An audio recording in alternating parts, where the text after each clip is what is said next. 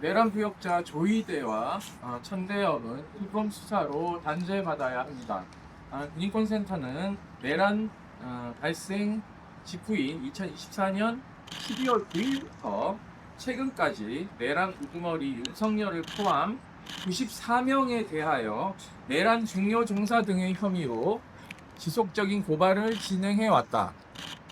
94명이라는 명수는 언뜻 많아 보이지만 실제 가지수를 따지자면 전체 내란 혐의에서 극히 일부에 지나지 않는다. 군인권센터가 고발장을 제출한 것은 거는 국회 및 중앙선거관리위원회로의 무장군 병력 진입, 경찰의 국회 봉쇄, 대통령 경호처의 체포방해, 탄핵 국면에서 헌법재판관 임명에 대한 직무유기, 농상원 지시에 따라 정보사령부 내부 사조직 포섭 및 수사 2단 구성 혐의에 대한 부분이다.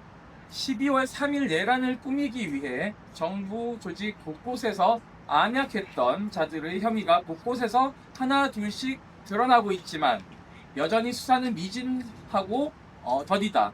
현재까지 12.3 내란과 관련된 범죄로 진행 중인 재판은 총 14건에 불과하다. 특히 수사가 더딘 지점은 상권 분리 원칙에 따라 위헌 위법한 계엄에 대한 엄정한 판단을 해야 할 의무를 저버리고 정권에 부역했던 사법부에 대한 것이다.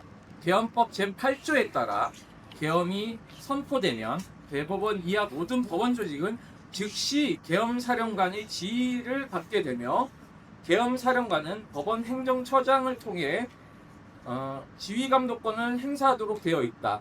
12.3 비상계엄 당시 조희대 대법원장은 심야에 대법원 청사로 출근해 천대엽 법원 행정처장 등과 함께 대법원 간부회의를 개최한 바 있다. 대법원 간부회의 내용에 대해 비상계엄에 따라 사법권의 지휘와 감독은 계엄사령관에게 옮겨간다. 향후 대응 마련할 것. 대법원 계엄 상황 형사재판 관할 검토 중이라는 계엄 상황 당시 조선일보, 채널A 등의 보도 내용으로 비춰볼 때 조희대 대법원장과 천대엽 법원 행정처장은 불법 계엄에 순응하고 이를 적극 수행할 계획을 논의하기 위해 심야 간부회의를 소집했다고 보아야 할 것이다.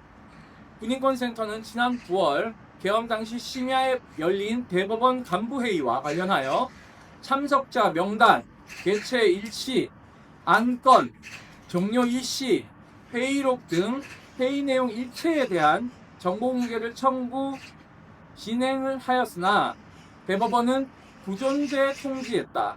버젓이 열린 회의에 대해 기록한 내용이 일체 없는 마치 서류상으론 원래부터 없었던 것인 마냥 정리한 것이다.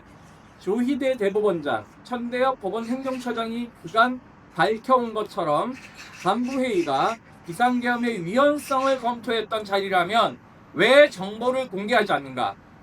회의에 대한 정보가 애당초 존재하지 않는 것이라면 무엇을 예비하고 꾸미기 위해서 이 회의를 기록조차 남기지 않은 채 소집했다는 것인가?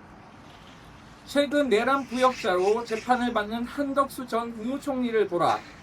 이들도 죄가 만천하에 드러나기 전까지는 계엄을 막으려고 했다며 변명하기 바빴고 뻔뻔스럽게 대선 후보 경선 자리까지 올랐었다. 계엄하에서 윤석열에게 적극적으로 부역해놓고 국회가 계엄을 해제하자 동의하지 않았다. 막았다며 변명을 늘어놓다. 특검 수사 결과로 거짓말이 드러나자 법정에서 고개조차 들고 있지 못하게 됐다. 조희대 대법원장과 천대엽 법원 행정처장도 마찬가지다.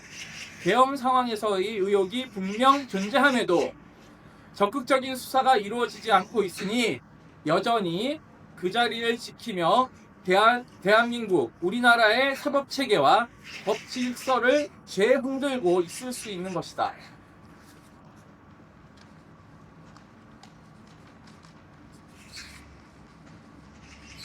군인권센터는 금일 내란 특검 고발인 출석 전 조희대 대법원장과 법원 행정처장 천대엽에 대하여 형법 제87조 내란 중요 임무 종사자 혐의로 특검에 고발장을 제출한다. 사전에 계엄개혁을 인지하고 있던 박성재 법무부 장관과 소통한 뒤 계엄 선포 후 즉시 긴급 간부회의를 소집했던 심우정 검찰총장처럼 조희대 대법원장 역시 사전에 계엄을 인지하고 있다가 간부회의를 지시한 것은 아닌지, 계엄 선포 후 열린 간부회의에서 어떤 대책을 마련하고 있었던 것인지 내란 특검 조사를 통해 명명백백히 밝혀야 한다. 내란 특검은 즉시 조희대 대법원장과 대법원, 법원 행정처를 압수수색해 비공개, 부존재한다며 우기는 대법원의 내란 부역 증거를 신속히 확보하라. 특검 수사로 조희대, 천대엽, 사법부의 내란 부역자들을 단죄하라. 이상입니다.